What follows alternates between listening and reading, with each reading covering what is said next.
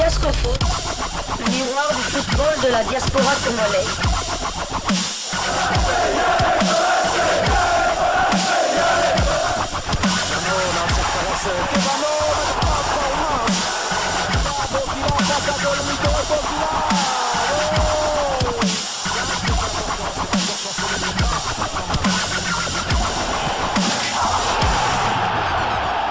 Diascofoot, le miroir du football de la diaspora congolaise. Vous êtes en train de suivre Diascofoot, le miroir du football de la diaspora congolaise. Bon week-end, nous sommes le 25 novembre 2023. Et comme vous le savez, au niveau de la diaspora, il y a un événement aujourd'hui. C'est un événement musical. Il s'agit du concert de Fally Ipupa à You Arena à Paris. Nous allons parler aujourd'hui toujours de la CAN 2023. Nous sommes déjà focus sur cette compétition. On va vous donner le calendrier de cette fameuse CAN qui va se dérouler du côté de la Côte d'Ivoire, la Coupe d'Afrique des Nations 2023 et l'un des événements. Un total de 52 matchs seront au programme. Donc, je vous donne les calendriers. Nous allons bien entendu commencer par le groupe de la RDC. C'est ça qui nous intéresse. Et ensuite, on va vous donner les autres groupes, afin que vous sachiez également comment vont se dérouler. Vous pouvez choisir des matchs. Il y a des matchs comme ça qui vont vous passionner également. Vous êtes des amateurs de football. Vous aimez les faiblesses des autres adversaires de la RDC. Je vous donne les calendriers du groupe F. D'abord, le groupe de la République démocratique du Congo, notre pays.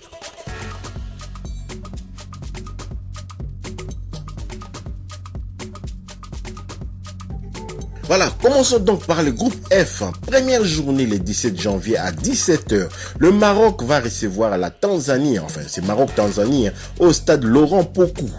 Le 17 janvier, toujours le même 17 janvier à 20h, la RDC sera opposée à la Zambie, au stade toujours Laurent Pokou. Donc voilà, on va jouer dans le même stade 3 heures après, disons à environ 3 heures après le premier match entre le Maroc et la Tanzanie. La pelouse sera dans quel état? Donc ça aussi c'est la question.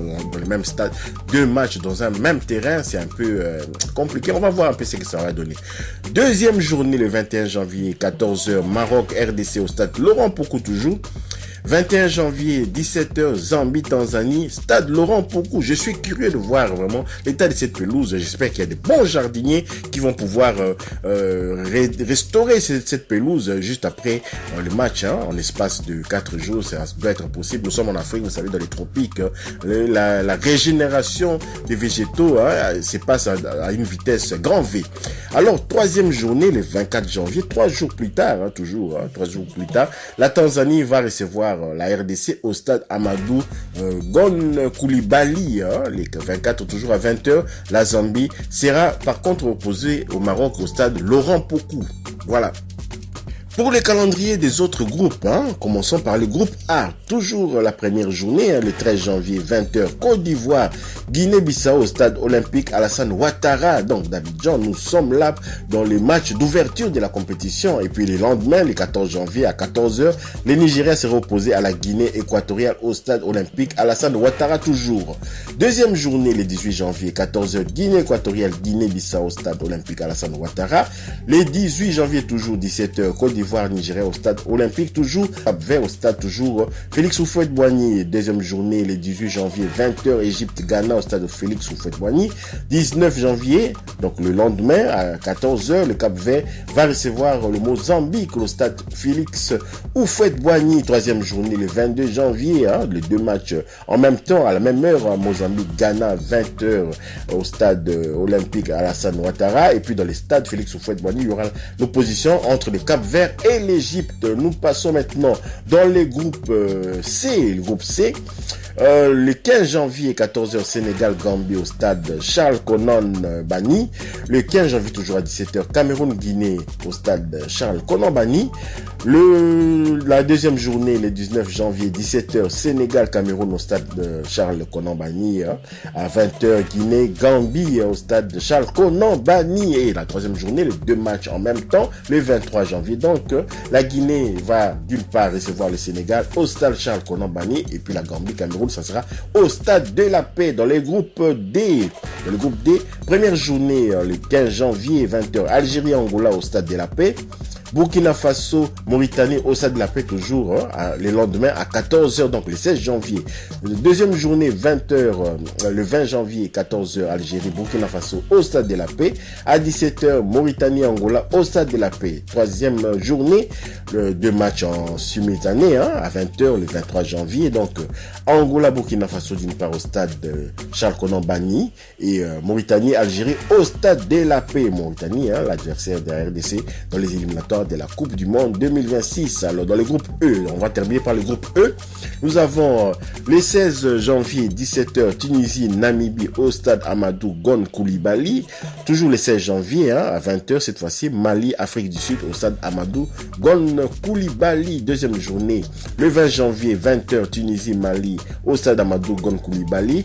Et toujours le lendemain, 21 janvier, à 20h, Afrique du Sud, Namibie au stade Amadou Gon Koulibaly. Troisième journée, les deux matchs en même temps, le 24 janvier, 17h d'une part, Afrique du Sud, Tunisie au stade Amadou Gon Koulibaly et puis Namibie, Mali au stade Laurent Pokou.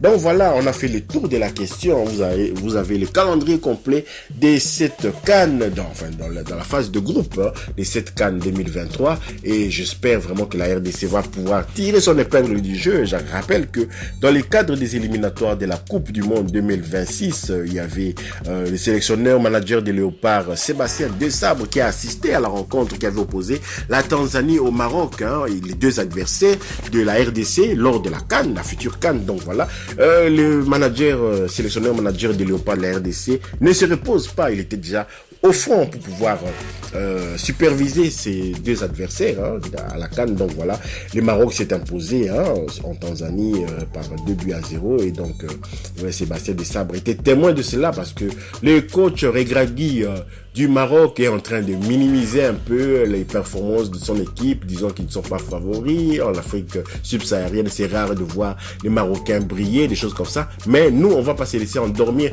par ces paroles-là. Nous allons continuer à croire que les Maroc quand même, et d'ailleurs, avec raison, les Maroc possèdent des automatismes que nous n'avons pas encore.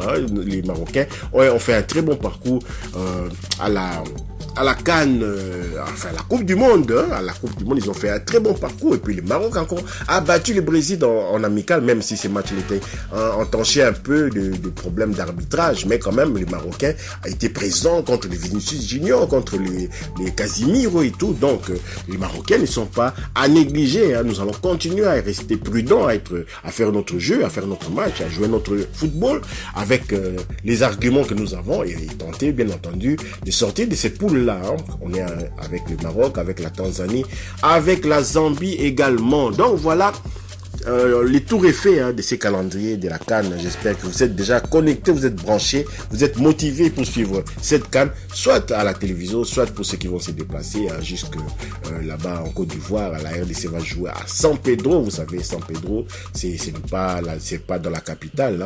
San Pedro, c'est quand même une ville de province. J'espère quand même qu'on aura une communauté congolaise assez nombreuse, plus nombreuse que les Zambiens, par exemple. Voilà, si vous avez aimé ce numéro de Diasco Foot, merci de liker, merci de partager, merci aussi de commenter, donner aussi vos commentaires, merci de vous abonner pour ceux qui ne sont pas abonnés et d'activer la petite cloche de notification qui vous permettra, bien entendu, de ne pas manquer les prochaines vidéos que nous allons mettre en ligne. Tout en vous souhaitant une fois de plus bon week-end, Diasco Foot vous dit au revoir.